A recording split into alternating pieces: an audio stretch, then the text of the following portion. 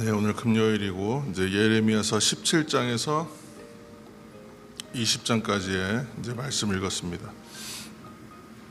마지막 우리가 20장 읽은 부분은 이제 욥기를 다시 읽는 것 같은 이제 생각이 드시죠. 그래서 이제 성경을 읽다 보면 이제 그 구절에 있는 내용만 보면서도 어느 책에서 본 것 같고 지금 이게 어떤 심정에서 하는지 이야기고 어떤 마음인지가 이제 느껴지실 겁니다. 그래서 성경을 계속 읽어 나가다 보면 이제 굳이 이렇게 앞에서 제가 풀지 않아도 하나님이 주시는 말씀에 이제 은혜들이 계속 있을 줄로 믿습니다. 특별히 이 대림절 주간에 계속해서 하나님의 뜻과 계획과 우리를 이끌어 가시는 그 가운데에 우리의 삶이 있다. 그것을 믿음으로 확인하시면서 어떠한 일이 있더라도 평안을 누리시고 그 은혜를 충만하게 받으시는, 그래서 평강의 왕으로 오시는 주님을 만나는 대림절 기간이 되기를 다시 한번 거듭하여 축복합니다. 17장 이제 그 19절에서 27절까지 이제 계속 안식일에 대한 이야기가 나옵니다. 그 안식일을 지키고 또 이제 기본적인 제사죠. 5대 제사라고 불리는 이제 제사를 지키는 것, 그리고 안식일과 안식일 희년규례, 유월절, 칠칠절, 초막절, 절기를 지키는 것, 이런 것은 제사장 나라를 세워가는 데 있어서 하나님이 기초라고 삼으신 것입니다.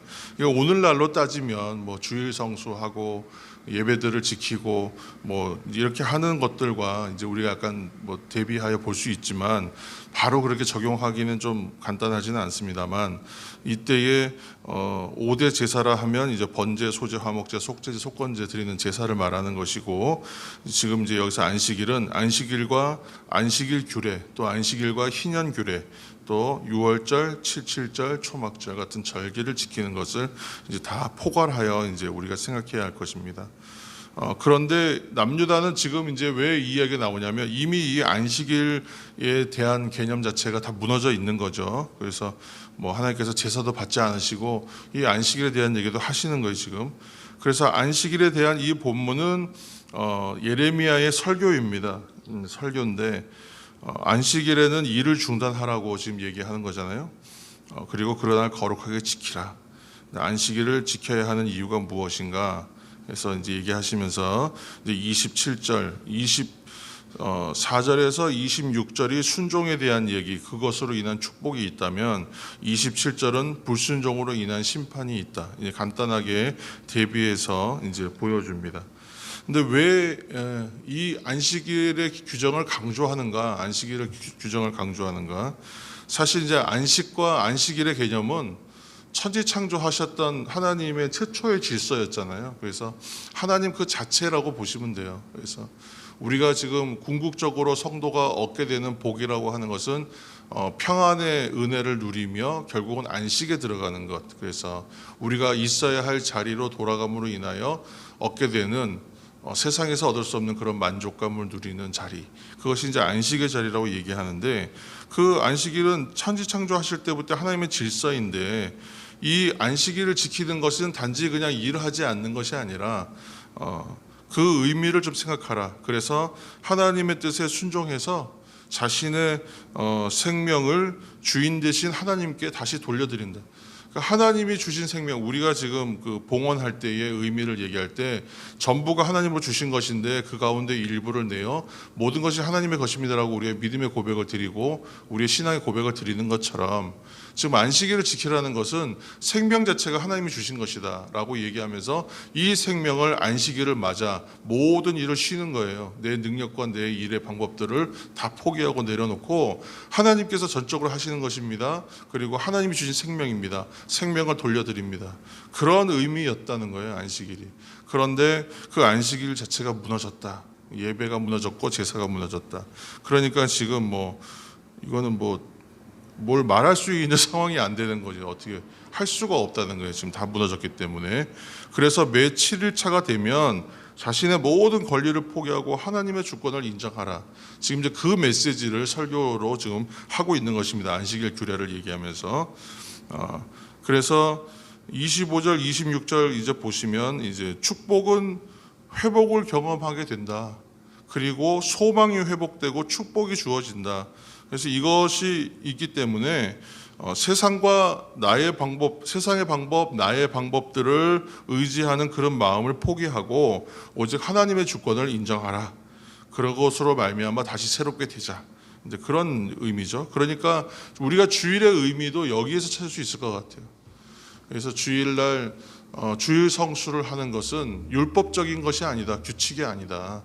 근데 그것은 전적으로 의미라는 거예요. 의미다. 그러니까 지금 우리가 형식과 의미에 대한 싸움을 하고 있는데 자꾸 이제 형식에 치우치다 보면 형식은 절대 지키지 않으면 안 되는 거잖아요. 근데 의미를 알면 지키지 않을 수가 없다가 돼요.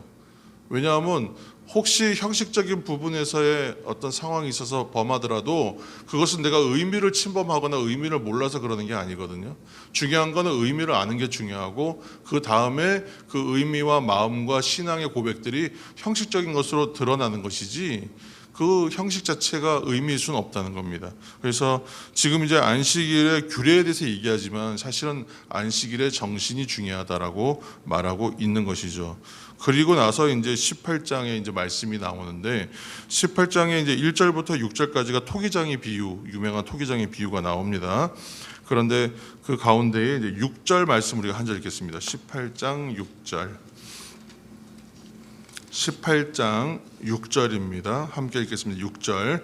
여호와의 말씀이니라 이스라엘 족속아 이 토기장이가 하는 것 같이 내가 능히 너희에게 행하지 못하겠느냐. 이스라엘 족속아 진흙이 토기장의 손에 있음 같이 너희가 내 손에 있느니라. 아멘. 좀 이제 강하게 지금 이제 선포되고 있습니다. 이 이제 1절부터 6절까지의 토기장의 비유를 통한 상징 행동이죠. 이 상징 행동은 먼저 하나님의 명령과 말씀이 있어요. 상징 행동이 드러나는 방식은 하나님의 명령 곧 말씀이 있고 그것을 뭐 선지자나 누가 이렇게 순종해서 실행해요. 그러고 나서 그 행동이 어떤 의미인가 해석하는 방식으로 하나의 이 비유가 나오게 되는데 3단계로 드러나는 거예요. 그래서 말씀, 명령, 그 다음에 순종하여 실행, 그리고 해석 이렇게 3단계로 나타나는 거예요. 오늘 지금 이것도 아주 전형적인 그런 비유 상징 행동인데 토기장이가 그릇을 만들 때에 어떻게 하냐면 흠없고 완전한 그릇, 이게 마음에 드는 온전한 그릇이 나올 때까지 그 일을 계속 되풀이한다. 그래서 만약에 제대로 안 되면 어떻게 해요? 그거는 그냥 깨서 버리는 거예요. 우리가 잘 압니다. 그렇게 도공들이 이렇게 자기 같은 거 빚을 때 보면 제대로 안 나오면 버리잖아요. 또 다 구워서 잘 된 것 같은데도 자세히 보고 흠이 있거나 마음에 안 들면 깨트려 버려. 그것처럼 지금 그 손 안에 있다. 토기장이의 손 안에 있는 토기처럼 너희들이 지금 내 손 안에 있다는 거예요. 그런데 다른 게 하나 있죠. 토기장이 안에 손에 있는 그 흙과 그 그릇은 생명이 없는 것이라면 지금 하나님 손 안에 있는 백성들은 생명이 있어요. 그러니까 똑같은 비유로 그냥 적용할 수는 없어요. 하나님 안에 있는 그 백성들은 살아있는 생명이거든요. 그러나 이제 하나님께서 말씀하시는 건 뭐냐면 하나님께는 자유가 있다. 하나님의 절대적인 자유, 하나님의 자유가 있고 두 번째는 하나님의 절대적인 주권이 있으시다. 그렇지만 하나님은 이 생명을 대함에 있어서 무조건 말씀드렸던 게 그거잖아요. 파괴하고 심판하고 무너뜨리는 게 목적이 아니시고 그것을 어떻게든지 고쳐서 다그쳐서 경책하여 교정하여 제 자리에 본 궤도로 돌아가게 하고자 하고 그것이 성숙한 자리까지 나아가고 성장하는 자리로 나아가기를 원하시는 것이잖아요. 그래서 하나님은 일방적이거나 융통성이 없는 방식이 아니라 사람의 태도에 따라서 얼마든지 변동되실 수 있다는 걸 지금 말씀 가운데 보여주십니다. 그것을 말씀하세요. 그 회개에 대한 이야기로 8절 말씀 읽겠습니다. 18장 8절입니다. 만일 내가 말한 그 민족이 그의 악에서 돌이키면 내가 그에게 내리기로 생각하였던 재앙에 대하여 뜻을 돌이키겠고 아멘. 토기장이 안에 손에 있는 토기는요 모양이 틀리거나 그러면 그냥 부서서 없어지는 거예요. 그냥 그걸 끝이에요. 그런데 하나님 손 안에 있는 생명이 있는 하나님의 백성들은 어떤 가능성이 있는 거냐면 회개하면 얼마든지 변동되고 새롭게 할 수 있다, 시작할 수 있다는 가능성이 있다라고 얘기해 주시는 거예요. 그래서 한마디로 새로운 시작을 위한 변화의 가능성은 항상 열려 있다. 9절의 말씀, 7절의 말씀도 마찬가지지만 한 나라와 민족도 하나님이 얼마든지 세우시고 심으신다. 살리실 수 있다. 그러나 10절 말씀 보시면 목소리를 청종하지 않고 하나님 목소리를 듣고 순종하지 않고 악을 행하며 선한 것을 행하지 않고 악을 행하면 그죠? 그렇게 하면 안 된다라는 얘기하는 거예요. 그러니까 지금 성경에 지금 예레미야서에서 특히 강조하는 건 선함과 악함을 얘기하는데 선과 악을 그 히브리 그 원어를 잘 이렇게 좀 보시면서 우리가 쉽게 볼 수는 없지만 그 선과 악의 개념을 좀 잘 분별해야 되는 게 이게 단지 착하다, 나쁘다, 이 선, 악 이렇게 해서 그 윤리적인 개념에 머무르면 안 되고 이것이 좀 더 확장적인 개념이에요. 도덕이나 윤리 개념으로 출발하지만 그것이 아니라 지금 하나님께서 얘기하시는 선한 것은 우리가 말하는 풍성하게 하는 것. 우리가 지금 제가 갖고 있는 목표의 방향성이 풍성함이라고 저는 처음부터 비전을 받았는데 그것은 뭐가 많아서 하는 게 아니거든요. 하나님의 뜻이 그것이기 때문에 그래요. 그러니까 하나님께서 말씀하시는 토브, 선하다, 토브, 아름답다라고 말씀하시는 건 뭐냐면 풍성한 거예요. 풍성한 것. 그리고 아름답게 하시는 것. 좀 추상적이죠. 그리고 삶의 자리를 그렇게 갖고 가는 것 자체가 토브다. 그게 선한 것이다라고 얘기해요. 하나님의 뜻에 맞게끔 살아내면 하나님이 그 삶이 뭐가 많아서 그런 게 아니에요. 단지 많을 수도 있지만 하나님께서 풍성하게 하시고 그 삶을 아름답다라고 말씀하실 텐데 좋다, 선하다, 귀하다. 그것이 하나님의 선하심이에요. 그리고 그 반대로 라하다, 그렇지 못하다, 악하다라는 건 뭐냐면요. 메마른 거예요. 고달프고 괴롭고 힘들어요. 왜 그렇겠습니까? 하나님 계시지 않기 때문에. 하나님이 함께 하시지 않는 삶은 악하다라고 말하는 거예요. 그 삶은 어떻게 해요? 메마를 수밖에 없다. 풍성할 수가 없다. 고달프다, 괴롭다, 힘들다. 그러면 풍성한 삶은 고달프고 괴로운 것이 없습니까? 아니, 있어요. 있는데 하나님이 함께 하시기 때문에 그 삶마저도 풍성하다고 여기게 된다. 지금 이야기들을 깊은 의미잖아요, 사실은. 근데 우리가 지금 신앙에 대한 얘기를 해오고 있기 때문에 이해할 수 있어요, 충분히. 그래서 11절의 결과로 뭐냐면 길과 행위를 또 얘기하는 거예요. 길과 행위. 하나님의 뜻에 맞는 삶. 그것이 선한 생활. 악한 생활에서 돌이키라. 하나님 없는 삶이 아니라 선한 삶. 하나님의 자리로 와서 하나님 섬기는 삶을 살아라. 안식일까지 이제 얘기해서 확장된 것입니다. 그래서 이 단지 뭐 회개하고 돌이키면 된다. 이 얘기가 맞는 말이지만 이런 의미가 함께 다 포괄적으로 연결되어 있습니다. 그러나 12절을 보시면 마지막 기회마저도 외면하는 것이 현재의 백성들의 상태다. 그래서 심판은 돌이킬 수가 없는 것으로 얘기하고 있습니다. 사랑하는 성도 여러분, 마지막인 것 같아요. 항상 이제 돌아올 수 있는 길이 없을 것 같아요. 그러나 회개는 열려 있다. 회개는 가능하다.